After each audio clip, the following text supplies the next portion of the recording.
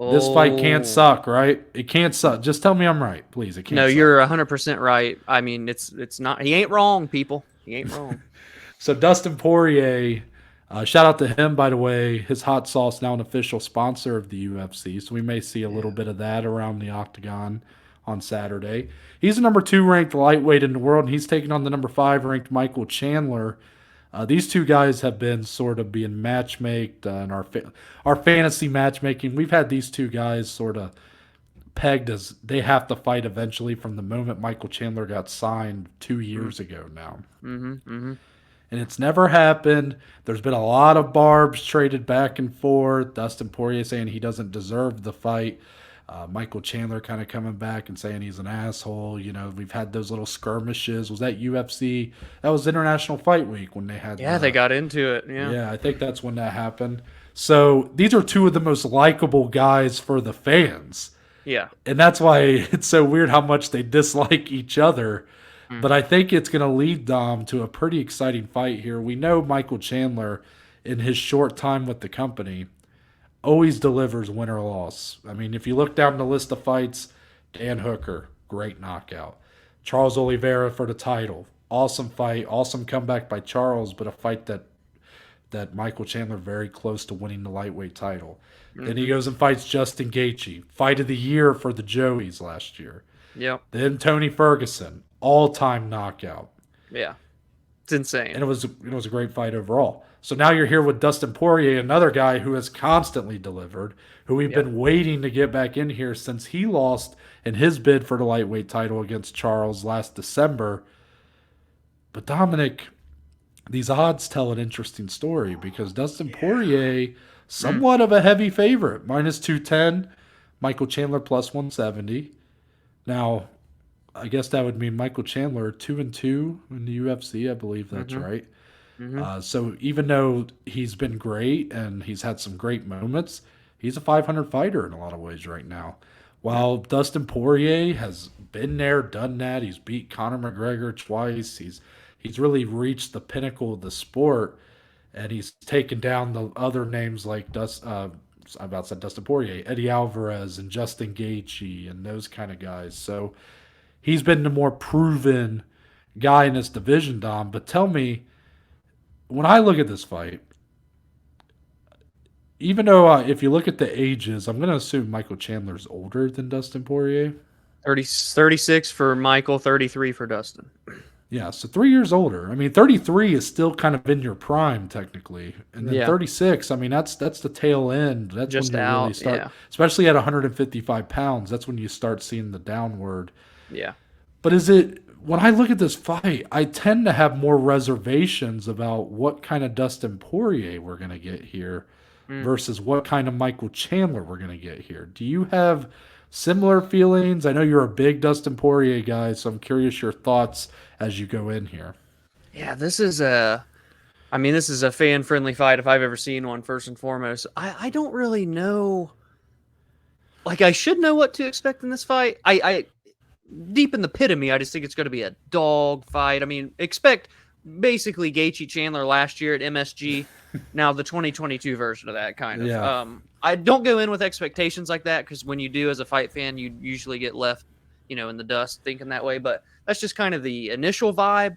But I think it's a little bit more to this one than Chandler versus Gaethje. I just think Dustin has a few more wrinkles in his game overall than what Justin Gaethje has. I think he's got, obviously he has submission threats. You don't see him a lot lately in his career, but he has them. He has very good wrestling offensively and defensively. We saw Chandler shoot for takedowns against Justin Gaethje. Never forget the fucking 360 whirlwind they did in the middle of the sky. So I think this just has a few more storylines in terms of these skill sets that these two bring into the cage that is making me more intrigued than. Ooh, that might be. No, I'm going to do it. I think I am a little bit more invested, intrigued in this one than Gaethje Chandler last year. And not just because I'm a fan of Dustin. I just think because of what we're going to see in the cage, the rivalry outside of the cage, too. It feels a little surprising that two guys like this would Mm. not like each other. And it really is a very competitive rivalry rather than like personal because Dustin felt that Chandler came into the UFC and was getting handed these opportunities. Mm-hmm. Dustin's fought and crawled his way into title shots 2 different times. So that's where the investment is for me. It hits deep for both these guys. They want to beat each other in the state of competitiveness to get to a title shot potentially. So I really like it. I'm actually curious to kind of get your scoop on that as well. What you're Mm-hmm. maybe expecting or not so much expecting in this fight. I came through with the storyline last fight, and then look at you. You just one-upped me, got one right there. That's great points right there. The reason behind the dislike Yeah. comes from the Dana White privilege, as the great Tony Ferguson, the now Harvard undergrad Tony Ferguson Yeah. said. So the reason why I have some reservations about Dustin Poirier is, Dominic, I think I'm just always going to moving forward because I don't know how much time Yeah. he wants to do this that. for. Mm-hmm. And don't get me wrong. I don't think he's going to compromise anything just because maybe he thinks he only has a couple fights left. I think he's taking this serious. I think he wants to win this fight. I think he's going hard, training for it, and everything else. Like I'm not saying that, but when you start having the talk of like, feel like he started to kind of mention retirement a little bit. Almost 1 foot out the door. Yeah, like he's not quite have a foot out the door, but he's kind of leaning in that direction. Yeah. And I always get worried when fighters do that.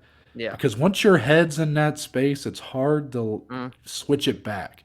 Yeah. Because Michael Chandler still has an aspiration to fight for the lightweight title, Yes. to win a championship, to make his legacy more firm in the UFC history books.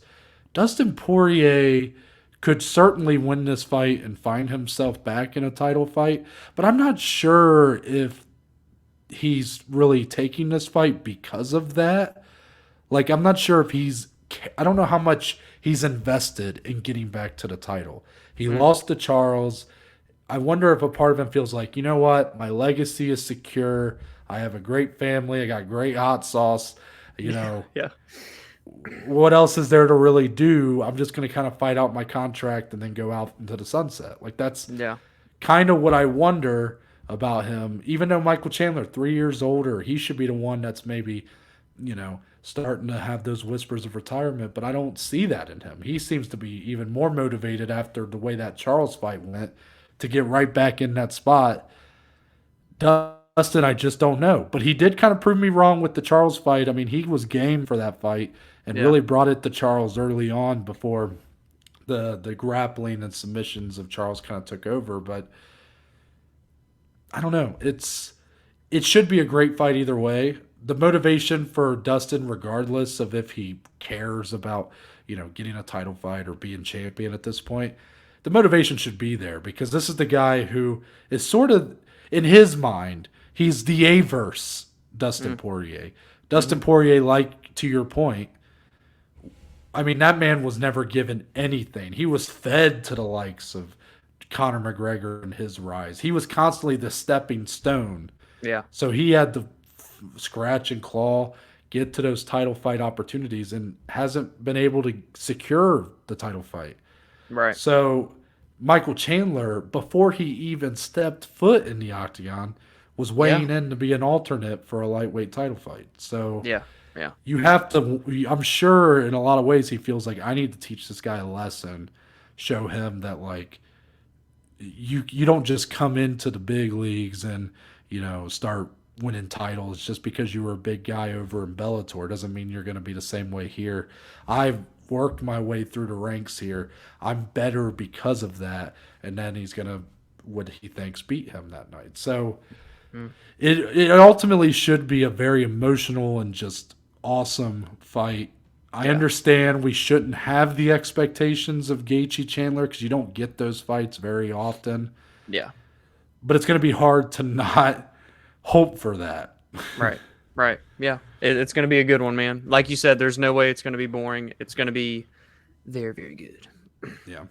We got one.